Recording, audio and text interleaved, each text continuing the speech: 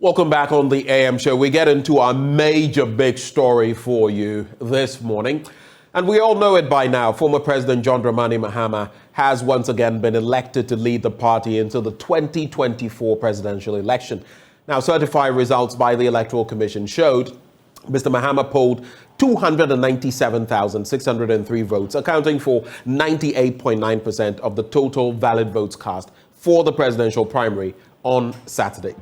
His closest contender, former Mayor of Kumasi, Kojo Bonsu, polled 3,181 votes, representing 1.1%. Now, this would be the fourth time John Mahama will lead the NDC into an election. We've got this on our table as we analyze the surprises as well. 17 bigwigs, incumbent members of parliament, if you like, that lost their slots. We can talk about Sagnarigo's ABA Fusaini, South Tong's Wisdom, Kobena Woyome, among others. What exactly transpired? How did Edward Bauer, for example, lose in Bongo? How did Dr. Alex Adomako Mensah lose in Sachafran Plains? In fact, he lost. His nephew, Dr. Kwabena Dufour Jr., also lost there, losing to Hajia as well. Then there's Delasewa in Kpando. Now she had served 3 terms and she lost this time round in Kpando. Then we can't also forget about former Power Minister Dr. Kwabena Donko. He lost in Pru East. There's Bia West, where the incumbent MP Augustine Tewia also lost. We'll bring you the scoop on all of these, but we'll be hearing from some of the winners and losers as well on this show. Let's start off, though, by interacting with some political scientists, academics, people in the space who have thoughts to share on the process from Saturday. We have Dr. John Osai Kwapong. He is a CDD fellow. He joins the conversation. Dr. Kwapong, a very good morning to you. Thank you for joining us on the AM show. Good morning to you as well. Thanks for having me. And I'd just like to say a big thank you to you. Whenever we knock on your door, you open. So we're grateful that you've taken the time to join us. We appreciate it. My pleasure. Also joining the conversation, Ibrahim Adams Mumuni. Now, he gave Kofi Adams a real run for his money in the Buem constituency. We have Ibrahim joining the conversation as well. Mr. Mumuni, a very good morning to you.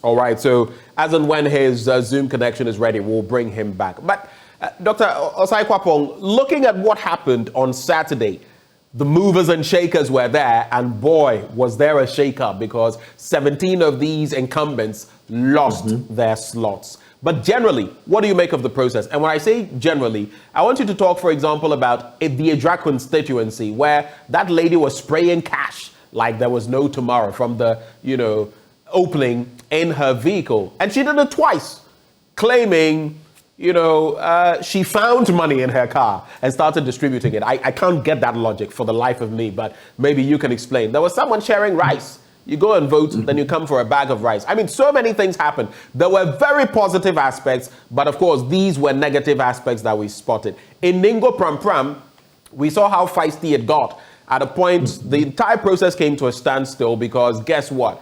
There were some 16 people who felt they had to vote. Eventually, the EC officers had to call the NDC's executive or the authorities to clarify. And they were told, no, these people are not supposed to vote. In fact, Fifi Fiavi Kwete, the party's general secretary, had spoken earlier to my colleague Samuel Kojo Brace, indicating that the only people who were going to be voting were the same people who had voted for the executives of the party in that Congress. What do you make of the entire process? So I think overall, we must commend the party for having had an overall successful primary process. I think in the lead up to Saturday, we all were witnesses to the lawsuit or the potential lawsuit that could have injuncted the process or derailed the process. So I think it came as a really big relief that the scheduled primaries were able to come on. The Electoral Commission was able to supervise as well. I think in these what I call intra-party democracy competitions, you are bound to run into some of these administrative challenges, whose name is on the registrar, whose name is not on, who is going to vote, who is not going to vote, things like that. And like as you said, the General Secretary did clarify, that no, those were, those 16 individuals in that particular constituency, for example, were not people who were supposed to vote. I think it's always a lesson for the political parties in terms of how they continuously find ways to deal with some of these administrative issues and challenges that come up as they prepare for these internal party elections. On the issue of the spraying of cash or the distribution of other goodies, we always hear about these things, during all of these internal party elections. I don't know how, well, I have an idea of how you make it go away.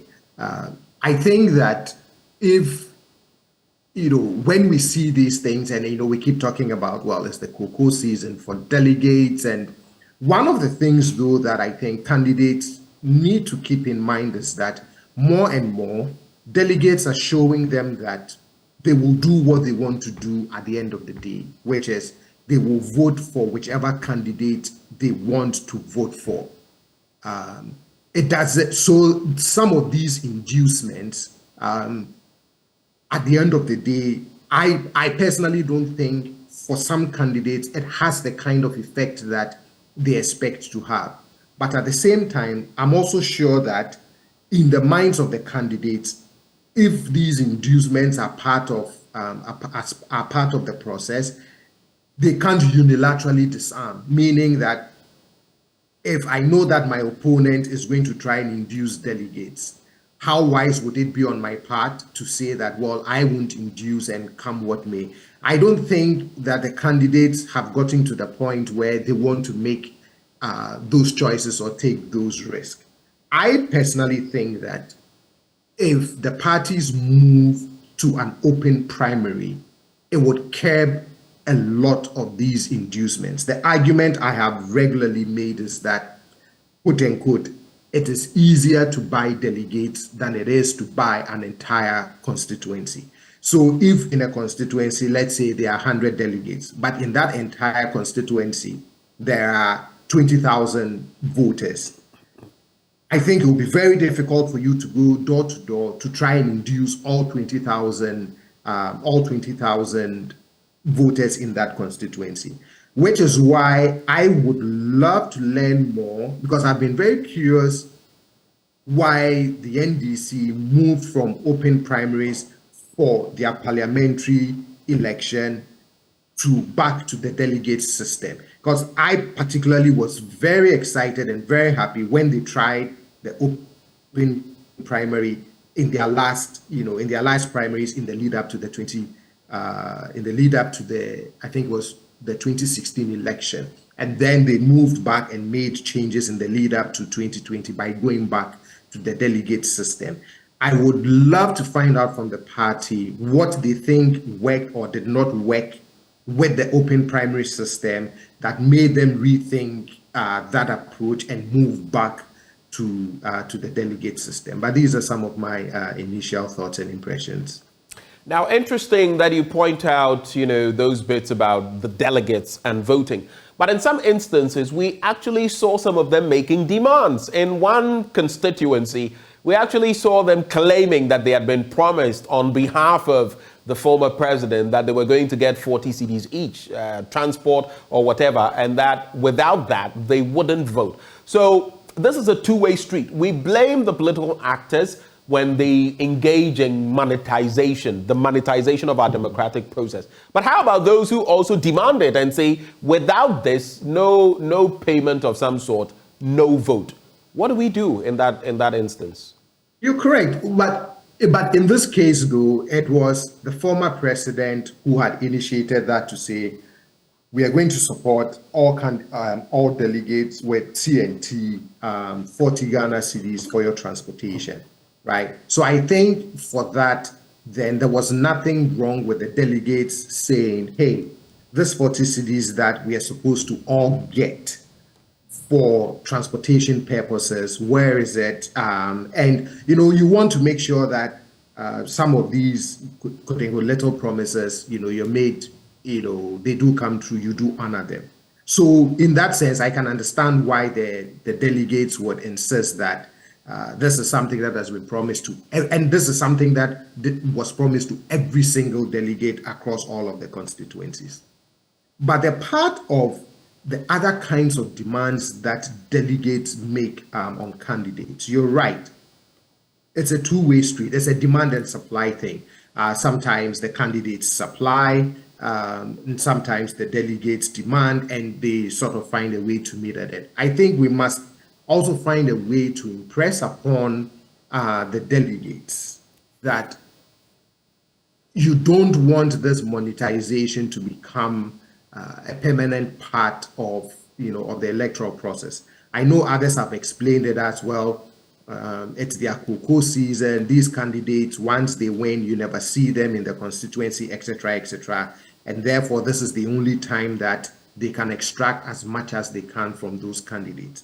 But I go back to my preferred solution, which is if you move the primary from a purely delegate system to an open primary where every registered member of the party can vote in a primary, I think you raise the bar and make it more difficult and more challenging for some of these extractive behaviors to occur on the demand side, which is the side of the delegates, right? Because if a number of delegates were to go to a candidate where a candidate knows that, well, I have to deal with an entire constituency, but not a specific number of candidates, a specific number of delegates, I think you can at least reduce the incidence of this as much as possible. All right. Now, we've spoken about some of the negatives, the ride sharing, the money sharing, and then the promise about TNT. But you're looking at 355,000 plus people who went to the polls, so to speak, to elect a presidential candidate and also to participate in the primaries. Of course, we know that there are some areas where the parliamentary primaries were not held, Ayawaso West Wuogon, among others, about 16 of them for some reasons explained by the party, and these will eventually be held in a special session. But apart from these few negatives that we saw, we also saw the rancorous scenes in Ningo Pram Pram. But generally, how successful was this event? Looking at the hundreds of thousands of delegates who voted, yes, in some instances, voting started maybe 2 hours late, but even in national elections, that happens sometimes. How successful, on a scale of 1 to 10, was this election for you in terms of the delegates and their actions, in terms of the candidates themselves and their actions, in terms of all the other surrounding issues? How successful was it? Very successful. And just like you said, you're talking about 300 and something thousand delegates. So that even the size of the electorate alone that participated in this, I think it was maybe a year ago, I had to do a presentation on intra-party democracy. And I actually took time to read the entire constitutions of our two major political parties.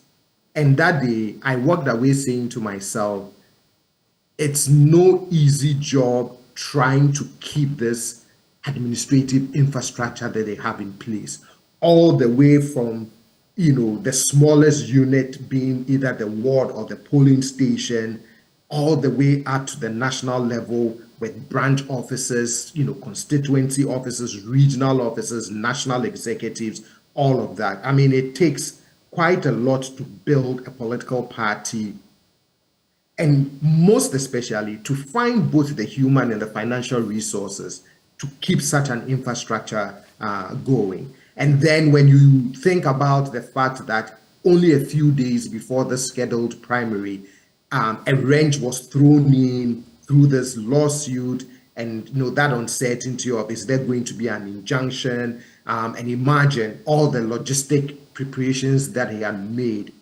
if the process had been injuncted and then they had to rethink of a different process. At the same time, because you also don't know how a court process will turn out, I'm sure on the back end, the executives had to start thinking of a plan B just in case, the lawsuit had been successful in getting that injunction against the process. So when you weigh all of that and how it finally, turned out, yes, with some of the few incidents that you've pointed to, I think you really have to commend the party for having pulled up a very successful primary election. Now, about 1/7 of the population that was expected to vote didn't actually vote on D-Day. Explanations were given. Now, I mentioned 355,000 plus. We had just about 300,000 actually voting, with a little over 3,000 going to Kojo Bonsu and 297,000 plus going to John Dramani Mahama, which accounts for the 98.9% we're talking about. But for those 50,000 plus, we're told some of them had to go to different parts of the country, constituencies, regions, to undertake different activities. Some of them, too, on the back of the injunction or the court process, felt that the process probably wouldn't take place, which is why some of them, halted their travel. Some of them were attending to family matters and all of that. But if you look at the voter turnout, 355,000 plus, and you have 300,000 plus voting, what does it say about the process? What does it say about the commitment of delegates to elect the right people? Yeah, I mean, if, say, for some of the challenges that you talked about that prevented some of them from being able to participate in the process, right? To get that kind of turnout, again, for me, it shows interest, but it also shows commitment on the part of delegates, because this is one of their key responsibilities. The party, rules and processes, leaves it in their hands to determine who is going to lead the party as their presidential candidate into a major election, but also leaves it in their hands who is going to, who are the people who are going to be their parliamentary candidates. And so this is not a responsibility that this is a responsibility you expect delegates to show up and take very seriously. And so, say for some of the uncertainties, it was also a really good sign of their commitment to the party to participate in the party's internal democratic process and show up, to vote and select their flag bearer, as well as select various parliamentary candidates. In the places where the parliamentary primaries could not happen, I'm sure the party is putting in mechanisms and plans for when they can hold their primaries as well, so they can wrap the whole thing up.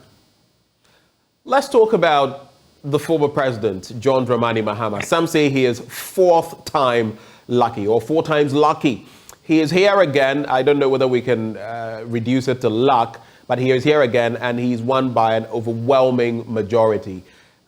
When you look at the fact that the party has reposed confidence in him on the back of everything that has happened, you remember the rhetoric from Dr. Kwabena Dufour, for example, that these are the situations, we need a new face, we need a fresh, agenda. Kojo Bonsu, for example, saying that, the former president is mired with too much, there's too much dirt that has been slung at him, including the tag of corruption. So you need someone else to come and steady the ship. We have John Dramani Mahama back in pole position with an overwhelming mandate from the party.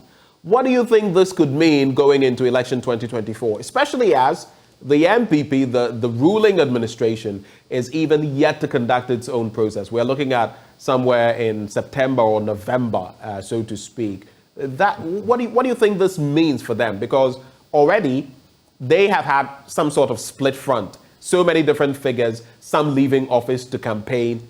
Mahama has been campaigning all along. What picture does this paint? So I think for delegates, I'm not in their heads, but I'm sure going into any primary election, the main question on the minds of delegates is, among the choices that we have, who is the one best placed or best positioned to lead us into this election and help us win? So if it's an incumbent, there's no issue about that, but it's, okay, who can put the best challenge up to help us wrestle political power from our main political rivals. And if you look at the choices that the NDC had in the lead up to the primary, I used to say that, look, I am no soothsayer, but I just didn't see anyone who stood tall like the former president in this primary process. I mean, yes, he won the 2012 election, he lost 2016, he lost 2020, right? But he's also shown deep commitment to the party in good times and in bad times, right? Even after the loss of 2016, he never abandoned the party. He never stopped participating in, the party's politics, the party's issues. If you look at the last year or two, this whole reorganization efforts, the length and breadth that he's traveled in terms of the party, again, for me, he stood very tall. And the other thing too is a lot of people used to say, look, this is just a coronation. The former president is going to win this primary anyway. But I also I think I even heard Elvis Efri Ankra, the party's head office, saying that it was just going to be, there already was the chosen one. Right. But I think it also says something about the character and commitment of the former president to think that everybody, both those in and outside of the NDC, come saying he's going to win this thing anyway, for him to still make the time and the effort to visit every single constituency, right? I'm a keen observer of our politics. If you look at his campaign tracker, you would have thought that if he was going to win anyway, he didn't have to make that investment because it was his anyway. But even knowing that it was his, this was a man who still invested time, resources, energy to show that he wasn't taking delegates for granted, to show that he was committed to the party, he was committed to the process. He was acting as if he was facing a serious competition. And for me, it spoke volumes of the kind of candidate that he had positioned himself to be. And therefore, I'm not surprised that, yes, we are all not surprised that he won.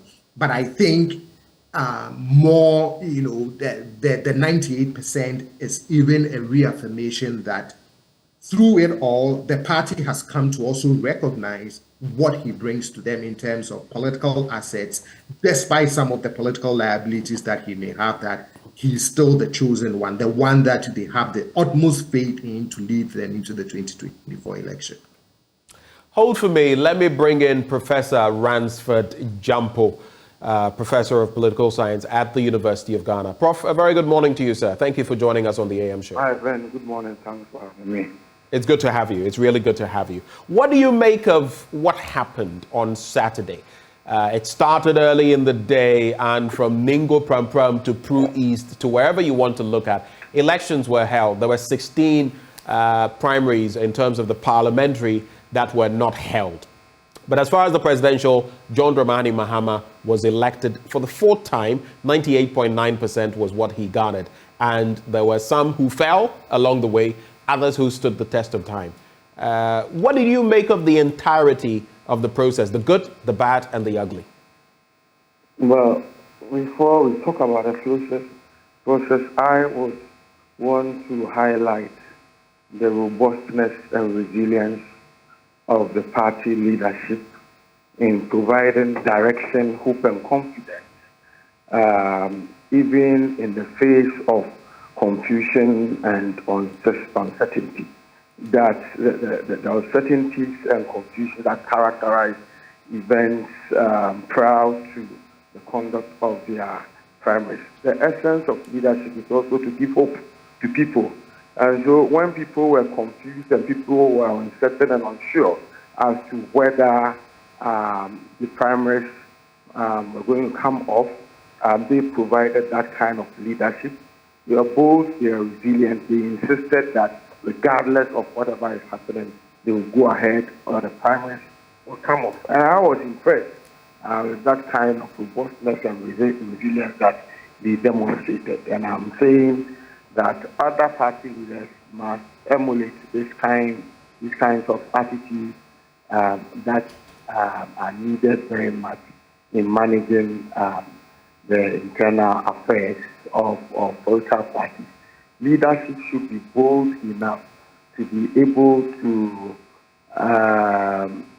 rein people in, to be able to provide hope, to be able to ensure fairness and justice.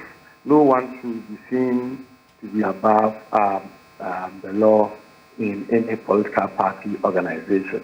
And to be able to ensure that all are equal, it requires a certain leadership trait that is tough, resilient, and robust. And so I commend Chairman Masih Fifi Kwete and the rest who provided that resilience and robustness and gave assurance and hope to their party followers and supporters, even when there was a lot of confusion.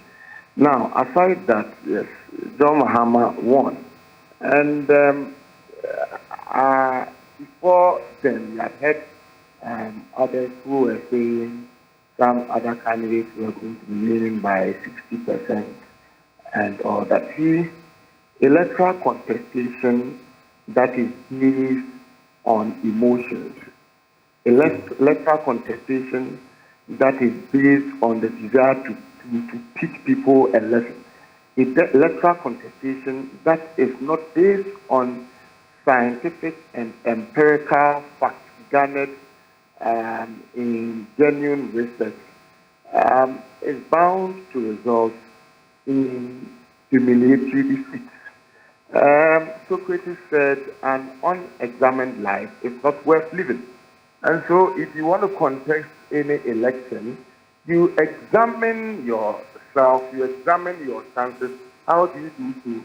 You don't do so by listening to people who are already peace. You don't do so by listening to people who are already disgruntled. You don't do so by listening to people who are bitter and emotional. Bitterness is not empirical proof of one positive electoral fortune.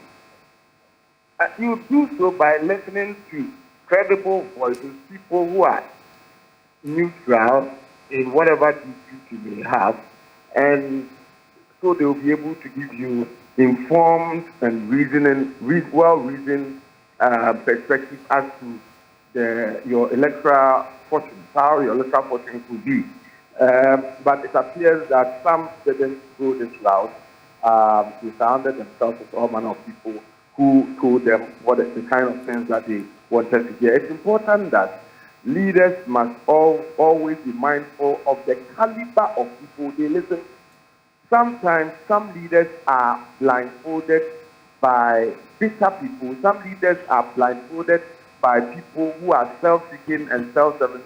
Some leaders tend to be blindfolded by people who are only looking forward to milking them dry. Right. And in that case, they will not tell you the truth. And so I am of the view that the people who surrounded the other aspirants and contestants refused to tell their aspirants the truth, the genuine truth. I heard somebody saying Dr. Beyuo was going to win by 60%. I said, where from this kind of assertion? And which survey produced that kind of result? And so that must be emphasized. Beyond that, John Mahama, apart from those who went on the party's primaries unopposed, I think this particular outcome is unprecedented. It's the first time that we have a presidential aspirant garnering 99%. So 98.9 to be specific. Yes, if you do the approximation, when we went to primary school and they were teaching us mathematics, if it is about 5, you approximate it. And right. 99%. Right. Okay, and this is quite,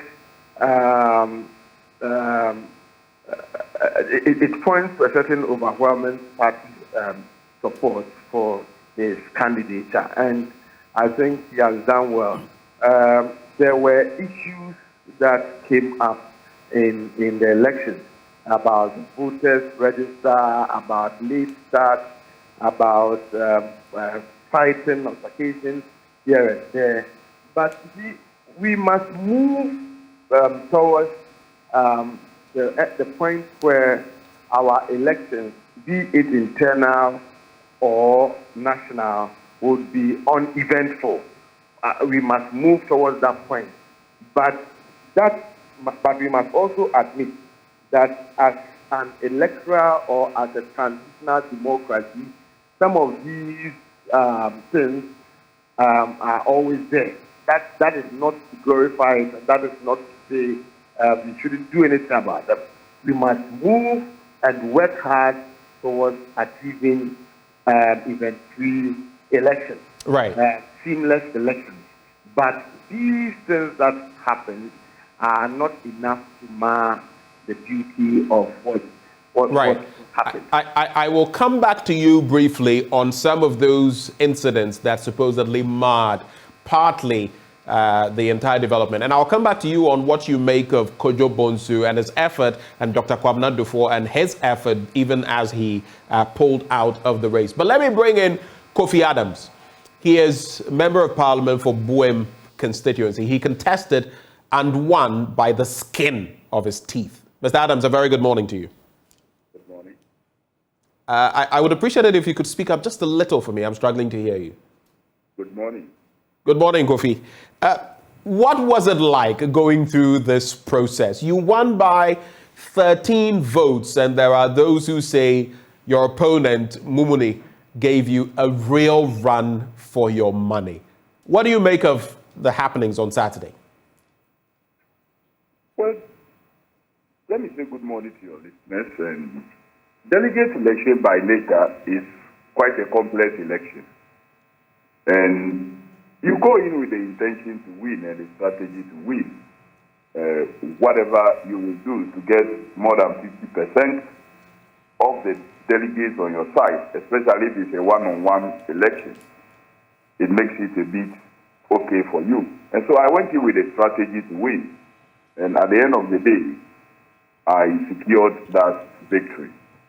But moving forward, the party has to put in place some ethics committee that governs campaigning so that contestants could not engage in some kind of campaigning. For example, if you assemble delegates,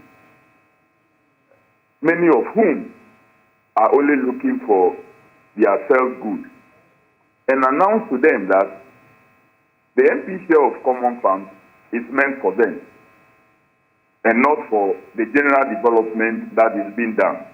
And that if an MP spends such money to do water, to renovate schools, and to reshape roads where central government, of course, is supposed to do but not doing, he's not thinking about your welfare, and that you are the ones who sent him there. And that if you do things that are personally affecting you and you only, and that is what that candidate intends to do, that the common fund will be dedicated for them, will be used for this and that. It makes the campaigning a bit difficult. And some of these delegates are very vulnerable, truly vulnerable. And so they will tell you, but the general development you are doing goes to everybody. And so we are delegates, we are the kingmakers. We want something about us and us only.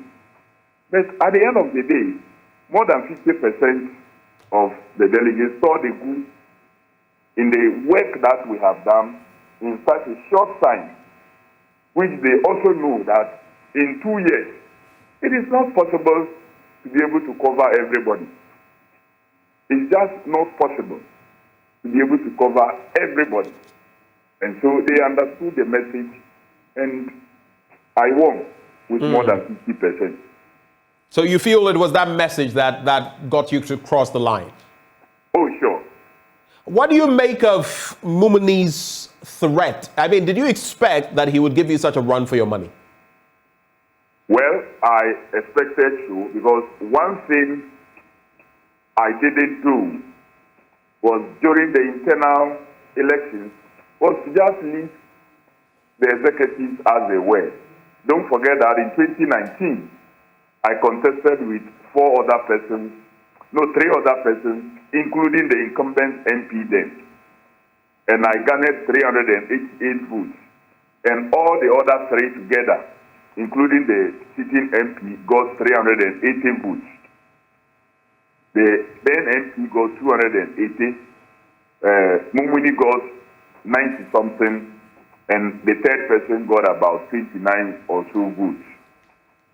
Leaving that structure the same as it is, it was the former MP gunning up with Mumuni and the rest and campaigning on one side against me. The only radio station we have in the constituency was that of the former MP. He actually banned everybody from either granting me interview or saying anything about me.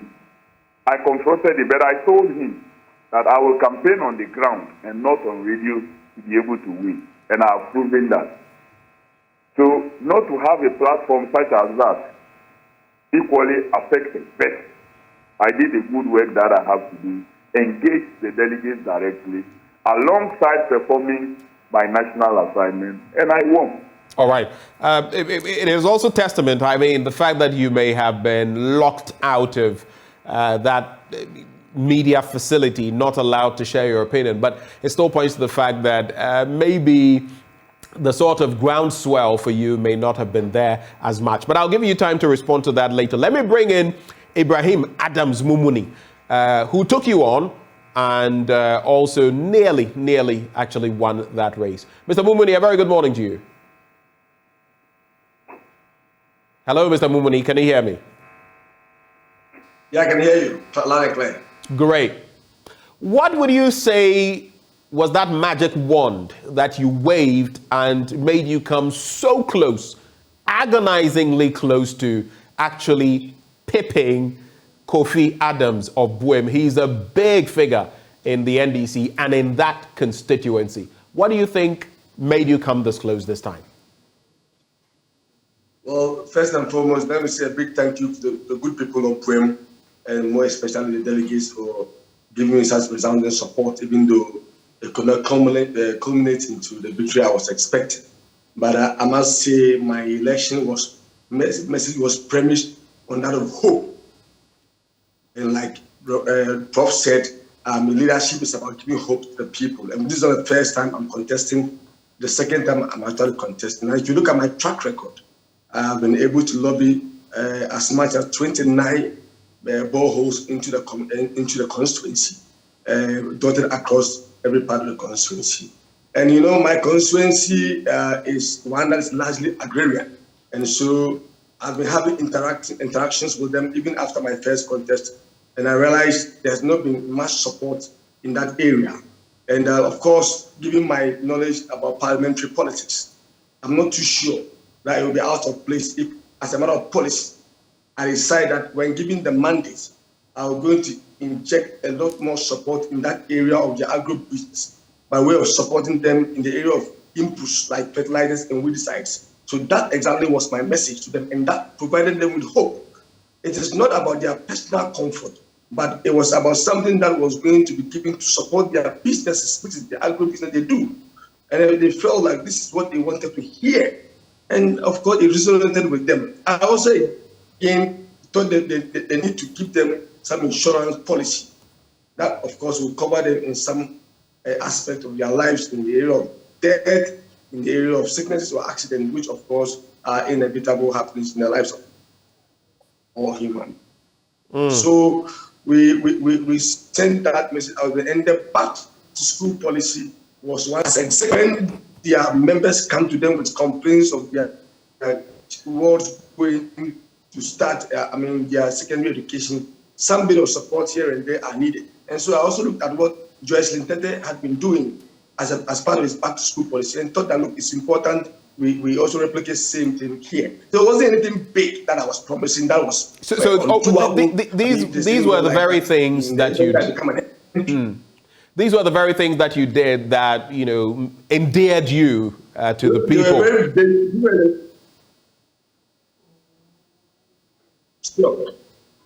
Sure.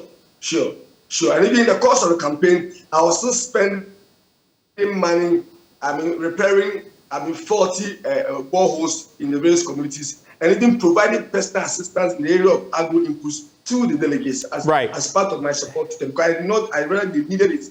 So I knew if I had won the seat, then that would have given me a sound footing to make it a matter of policy, where I can now make it, a way of injecting more support in that area to get them to also. Quick question. I was going elsewhere, but because you.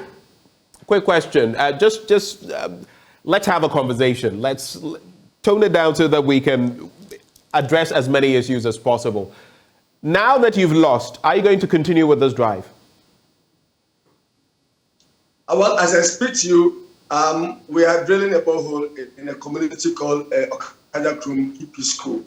I've connected with my my donors to come down, and I have 3 boreholes already on standby awaiting commission. And let me announce on your platform that I've also had an approval of 28 more boreholes for this year alone, which is yet to be rolled out. So which is already captured in the name of Buem. So there's no way I can take the projects to. It still be coming to Buem, win or lose. So that is it. It's about impact. It's about making impact in the lives of the people, giving them hope that you are there for them. So in this project that we've been doing them without resort to common fund. So I wasn't coming in, basically to come and do projects because of common fund. I was bringing, back solid track record of what I've done and what I'll be doing. But what I promised to do in the area of agro-business and so on could have been supported by the common fund. So it wasn't anything big. And I never had any media leverage in the constituency during the primary. I never did any media engagement with anybody. Kofi Adams says he suffered a blackout because the former MP and some of you came together and you ousted him, so he couldn't even get to that media facility. No one would grant him an interview, but he was on the ground, and that's how he won. And you're saying you also didn't have any benefits from that end? At all. I never did. And if you look at my campaign team, the former MP wasn't part of my campaign team. I'm not even aware that the former MP was campaigning openly for me. I've never seen any of my campaign trail, and I've never heard anywhere that he was campaigning for me. If he did, and my brother is aware, then that's fine. But I never knew about it. We were solid on the ground with our message of hope to the people. They bought into the message. Unfortunately, this is where we are right now. But we keep doing taps on events now, and our message to final results with them come one day. Do you feel disappointed? Do you feel let down by the delegates? Very briefly, before I go back to Kofi Adams, do you feel let down by the delegates?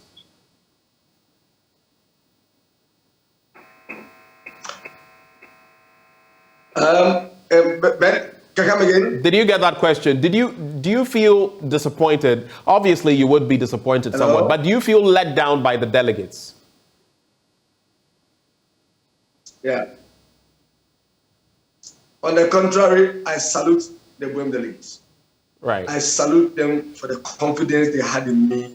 If you look at the way the campaign went, day and night, and I made sure I went to every town and every hamlet, to sell my message to them.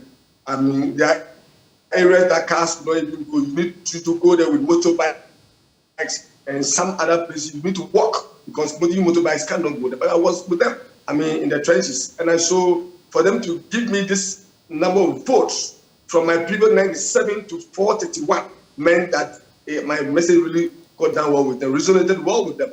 And I'm not sure that the next time I show my face, I'm sure we'll be talking about the thing altogether. So I'm very much grateful for the support, the overwhelming support they showed me. I saw change in their faces. I saw change in their mood. They really needed change. Not only delegates, the most members of the constituency were also looking for the same change. We never went down there with a message that was not possible to do or that was beyond the MP2. We felt that there are research, it was doable.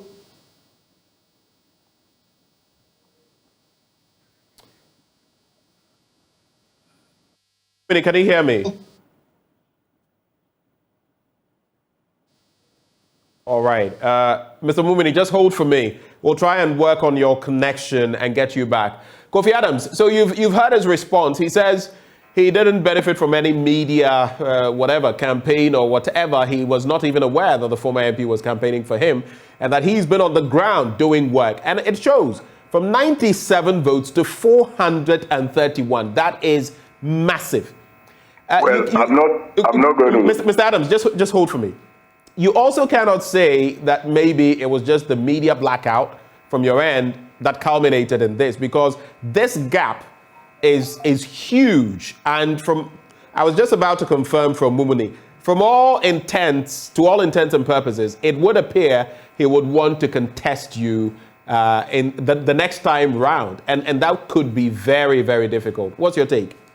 Well, I'm surprised that you will be predicting what will happen. I am not making a prediction. I am only saying that if he moved from 97 to 431... You have asked a question. Let me answer. I'm only also telling you, putting my question into context. Answer your question. Go ahead, Mr. Adams. First and foremost, I will not spend time on what the former MP did, but to go straight to the point, that we have about 42 communities in this constituency. In just this short time, I have drilled over 80 boreholes. There is not a single community that has not received either a borehole or two from me. So when the issue of water, I have more than covered. Lifetime wells have drilled boreholes in virtually every community. But of course, you cannot have a borehole in everybody's home.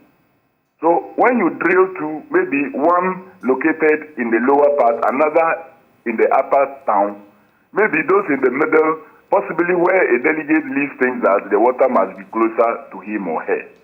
But in drilling boreholes, they have to first check availability of the water.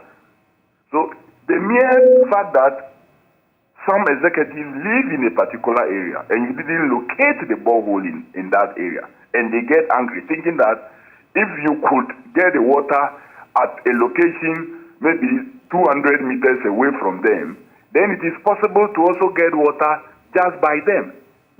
Engineering sense, that is not possible. So if you get angry as a result of that, I don't see how I could get that problem resolved too. There's already an insurance, a health insurance system. The only problem you are faced with is the availability of the infrastructure. So I spend more time building up the CHIPS compounds to raise them to standard so they can serve everybody, whether you are an executive or you are not an executive. For example, in the eastern part of WIM, there is not a single health facility that could take you through basic lab tests. What I have done is to raise the standard by providing them a standardized lab facility and negotiated with an institution to come and build a further lab. Currently, as we speak, part of the funds have been released to the District Health Directorate for them to start the implementation of such a project. Other areas including education, we continue to support hundreds of tertiary students who gain admission and could not pay their fees. We extend support to them heavily. And this cut across, whether you are an executive son or not, we give to everybody who qualifies and is in need. Right. It is not free money. So these are things we are already doing. Agriculture inputs, we continue to support them. But don't forget that the common fund, as people think, is not an unending facility. Maybe maximum when you get will be about 200 and something thousand for a year. And that comes with a budget, areas that you want to use it for. And so when people go are promising on that same source that could not do the many things that they are saying, you sit there, you should know something basic about insurance. If somebody promised that I will give all of you, over 1,000 of you, insurance, how are you going to pay the premium? From common fund? Is it sustainable? But the people will clap for it because they don't understand. What I would want to do is to have the facility properly renovated. So are you suggesting, Mr. Adams, I beg your pardon, are you suggesting that your counterpart or your opponent was using dubious policies to sort of fleece the people? I won't call it dubious, but maybe the person don't even understand. Part of the message they put out there was that they will do such things from the salary. And maybe they don't even know the salary of an MP. That is not doable. That's not possible. But such things are put out there. And for someone, me for example, they claim that I've been available since 1992. I've worked with President Rawlings, I've worked with President Mills, I've worked with President Mahama, and then they haven't seen much from me.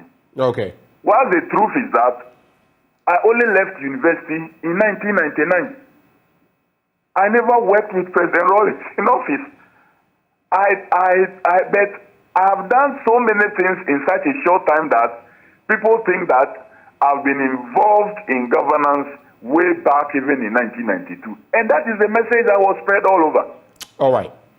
So I think the point has been made. Kofi Adams will return to that hot seat and contend with the other contenders for the Bwem constituency. Kofi Adams, we're grateful for your time with us this morning, sir, and we wish you the very best. Let me bring in Mumuni once more, if I still have him. And my final questions to you, very briefly.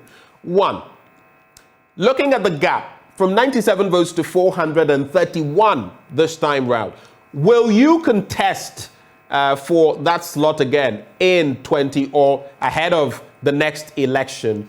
And secondly, are you going to work with Kofi Adams?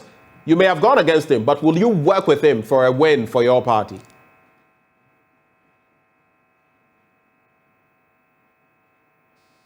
Hello, Mr. Mumuni.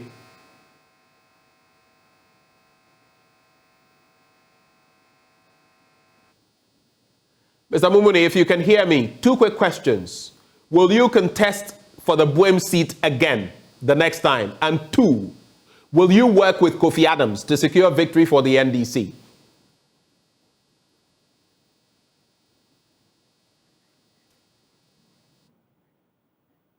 It appears, it's unfortunate, we've lost Mumuni. Unfortunately, your connection is not helping us this morning. We have Professor Ransford Jampo still on. We also have Dr. John Osai Kwapong. Let me start with you, Professor Jampo. Having listened to all the banter, especially in the Bwem constituency and other matters, you can rope that in and also let me know. Kojo Bonsu, Dr. Kwabena Dufour, and their performance in the last election. Dr. Dufour, withdrew, yet some people still went ahead to give him a few votes. What do you make of these two candidates as well, apart from what we've heard from the Bwem constituency? Well, I think my initial remarks answer this question. That an unexamined life is not worth living. That's what Sukrit said. In my view, they didn't examine themselves well. They didn't surround themselves with the right caliber of people who could have given them the right information to determine as to whether they should contest or they shouldn't contest. There were issues that they raised. Some of them were very legitimate, but regardless of the legitimate issues they raised, in my view, they had no business contesting in the first place because there was a certain groundswell support that had been shown in favor of President Mahama, and so they should have made them rescind their decision to contest. As for delegates, the contesting election, you see, the system is such that people are poor and hungry, and so they will take your money and assure you. You would not get any sincere delegate who will look into your face and tell you that, please don't contest and that you wouldn't win. They will assure you of victory. But it's up to you to do your own independent scientific and empirical assessment of the situation to determine whether you would win or you won't win. And like I said earlier, if you don't do this and choose to surround yourself with people who have issues with the existing, with the party, if you surround yourself with people who are bitter, then, like I said, bitterness is no substitute for empirical research survey to determine one's chances of electoral victory. And so that is it. I was very much expecting Dr. Kabla before to rise from the word guru, pitch camp with his own son in the constituency, and to be campaigning for his son. Because for you, an 80-year-old man, you're already retired. And so every father must seek the best interest of the son or the child. So he could have spent much time campaigning for his son, rather than doing what he did, which in my view also contributed to the slim electoral defeat of the son. You know, some delegates are die-hard party people, and they tend to be unforgiving. And so what he did that created some state of confusion and chaos in the party, the preparation towards the primaries, also contributed to what happened to the son. Interesting thoughts. Let me now bring in, before I go to Dr. Titus Beyuo, who himself accounted very well for himself. Let me bring in Ibrahim Mumuni from the Buem constituency. We lost you earlier, so I was posing two questions to you, Mr. Mumuni. One, are you going to contest for the slot in the NDC Buem constituency in the next election, looking at how close you got this time? And two, are you willing to work with Kofi Adams, the one who won, in terms of getting the seat for the NDC in 2024?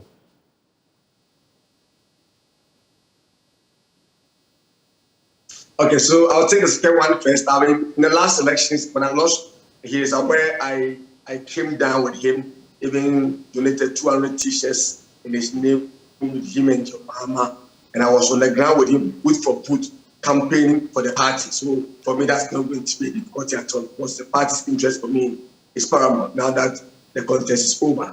When he calls on me, my doors are available, I will come over to support him. Now, in the issue of coming back does he have to call on you before you support him? I think that it's a calling. That's how I see it. For me, it's a calling. I need to see there should be a reason why you contest for positions. And this time around, I felt my brother could have done more than he's done. And so I need to come into feeling, and that's why I came. And so it comes back to him. If he goes ahead to give the kind of performance we expect, that will move forward for all of us to believe that indeed he's working. Why not? We'll allow him to continue. But again, if we realize that there's still a lot of space that needs to be filled in terms of his performance, like we feel it is now, we will still come into feeling about it. And so it's open to that way. The second bit about going in the next election. Yes, if I get it right, it is a yes or no upon answer, depending on the dynamic at the time of contesting. Like I said, if there's the need for us to go in because his performance is below average, we will have to come in to salvage the people, because it's about the people. And that is not personal interest. Yeah. Ibrahim Mumuni actually lost by just some 13 votes to Kofi Adams, the incumbent member of parliament. Thank you, Mr. Mumuni.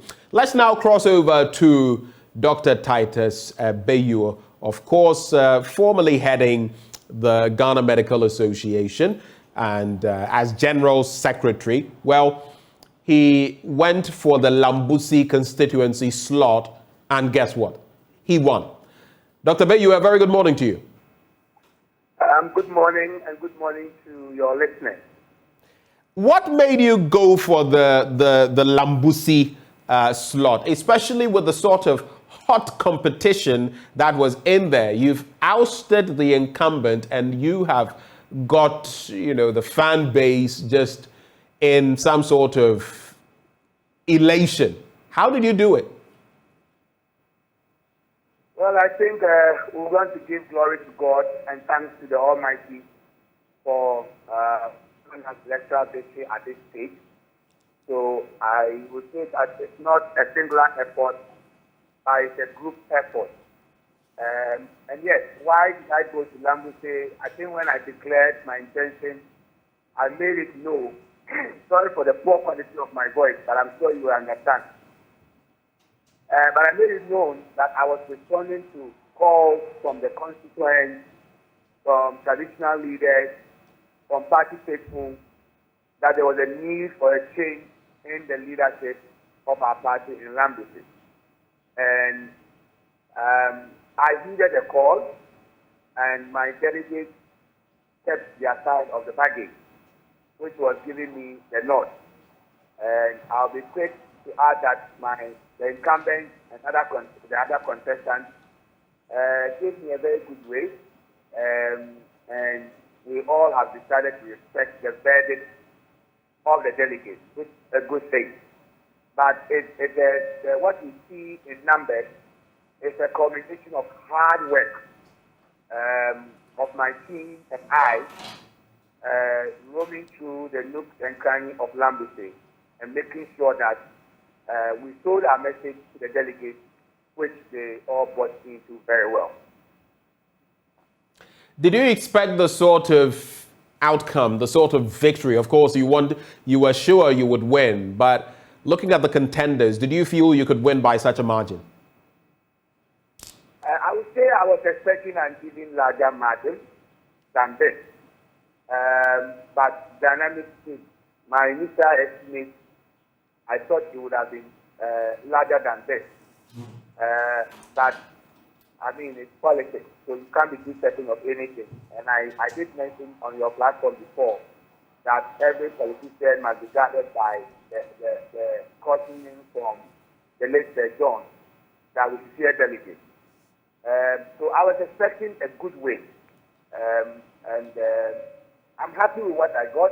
What is important is that there is a win, and that the win is massive enough for us to all unite, so that the delegates have spoken one voice. But you know, it's not that easy to be an incumbent, and one who has won this very election 3 times. So you'll be overly ambitious if you expect that you will just win with such a landslide. But I put in so much effort that I expected a bit more than this. Now that you've got the slot, you've won the battle, but the war, and war used here in figurative terms, not in a literal sense, awaits you in 2024. How are you going to shape up for that? What has been the reaction of those you contested, including the incumbent? How are you going to rope them into your team to ensure that you win in 2024? So it's winning in 2024, as far as the NDC is concerned in Lambuse, we need only one thing, and that is unity. We need unity and unity and unity. So on the day of declaration, all contestants agreed that we're going to work together. But it has not ended there. I've subsequently had personal meetings with the incumbents. I've had calls to the other contender, and trying to meet various teams so that we resolve our various campaign teams and eventually form a united team to work for that victory. This, you know, will take time. Losing an election is not that easy for anybody. The pain of the loss, it takes time to heal, and I can recognize that. But the healing is made easier based on how you, the winner, also behave or react. So celebration has been moderate. I have spoken to my supporters to be willing to accept others into our fold, and we are not sitting down waiting for them to come over. We are actually approaching them to bring them in. The greatest hurdle that we need to cross is getting a united NDC in Lambuse. And that has been my motto in the campaign. I said we are united for victory. Once I achieve complete unification, there is no way they are losing in Lambeth. The track record shows that anytime NDC is united, we win. Even when we have lost the seat on the 2 previous days, our presidential candidate won massively. In the 2020 election, His Excellency John Dramani Mahama had over 70% of the vote, and we lost the seat. It will tell you the love that the people of Lambeth have for NDC and the appreciation that they have of the contribution of NDC to this system. So we are working internally to bring that unity, and we are being conscious of that. Personally, I'm very, very, very, very conscious of it, and I'm making sure that I speak well and relate well with my colleagues. I mean, one interesting thing is that I'm the youngest of the 3 candidates. Right. Yeah, so once I behave with the humility and the respect that is deep, and across my elders staff, I don't see anything that will prevent the unity. Prior to this, I had met all of them before and pledged to conduct a very decorous campaign, which I did. That as may happen in politics, a follower might have said something that does not please your opponent. And that will be the reason why you need to iron out these little things. But personally, none of them can accuse me of ever saying it that attacks their character, their person, or their campaign. And so I think it will be very easy for us to unite. All right. Dr. Titus Beyuo, we're grateful for your time and we wish you the very best as you embark. I'm grateful for your time as well.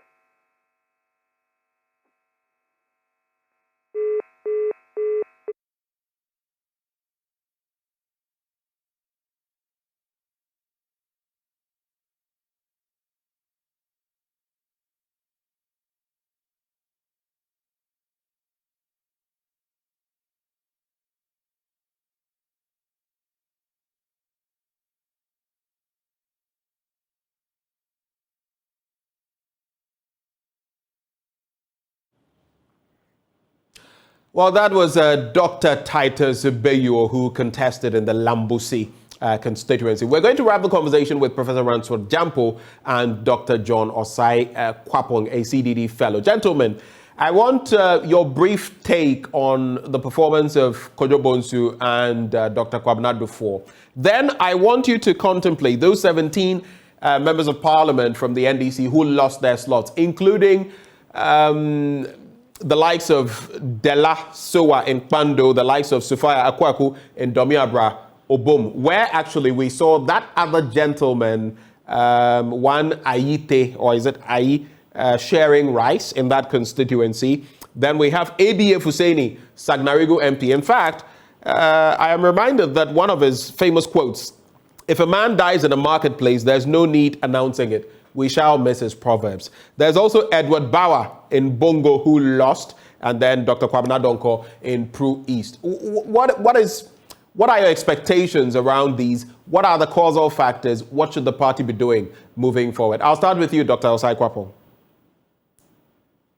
So, whenever incumbents lose, particularly in the party primary for parliament, one of the things that I asked myself is, to what extent was there dissatisfaction in the constituency to the point where their challengers were able to convince enough delegates to kick them out and replace them with someone else? I go back to, I think, Professor Usu Mensah, University of Ghana Political Science. He did a study on Parliament back in, I think it was 2018. It was extremely insightful, very informative, and I think it serves as a framework for trying to understand some of the angst that sometimes constituencies feel about the actions or inactions of their members of parliament, and how it can help you then understand why sometimes some of these incumbents would lose their seats. I remember he captured things like, lack of development, lack of presence, that presence sometimes being an office where they could regularly interact with a member of parliament, things like that. I recall that when that report came out, both MPs on both sides of the aisle for the first time were united in sort of rejecting the work that he had done on the basis that the work of a parliamentarian is lawmaking and that they are not development agents, etc., etc. But again, when you see them campaign, they campaign as development agents. I've never seen an MP candidate going around the constituency saying, vote for me because I want to be the best lawmaker and pass the best laws in Ghana. No. Most of the time, they promote or promise things that are development oriented.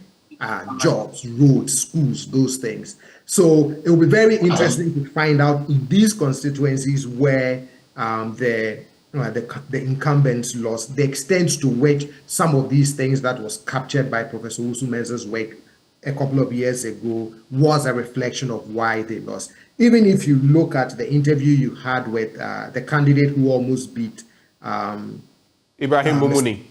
Yes, remember he talked about how, he could have done more. There was still more to be done. There was some space left, and therefore he felt he could come in and, complete that work or do more for the constituency. So it will be very interesting to see what the presence or absence of some of these factors. But I think some amount of dissatisfaction with the incumbent surely did contribute to their loss in the constituencies in which they lost.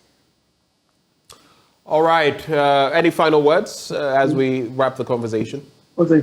Well, it's over now. They've had a good, successful election. I think the next thing that we are all looking forward to is the MPP's primary that will come up much later in the year, and whether the confirmed choice of the NDC flag bearer, and particularly the parliamentary candidates that they are going to put up, would influence, shape some of the choices they make in November when they select their flag bearer, and then early next year when they select their parliamentary candidates. We're grateful, Doc, for your time with us this morning. Dr. John Osai-Kwapong is a CDD fellow. We had Professor Ransford Jampo, political scientist with the University of Ghana. We also had other contestants joining the conversation. Dr. Titus Beyuo, formerly General Secretary of the Ghana Medical Association, who contested in the Lambusi constituency. We had Kofi Adams in the Buem constituency and Ibrahim Mumuni, who lost to him, but with some 13 votes thereabouts. Well, that has been our reaction analysis of the primaries from last Saturday. We're going to take a break. When we return, there's a lot more action on the AM show. We'll be right back.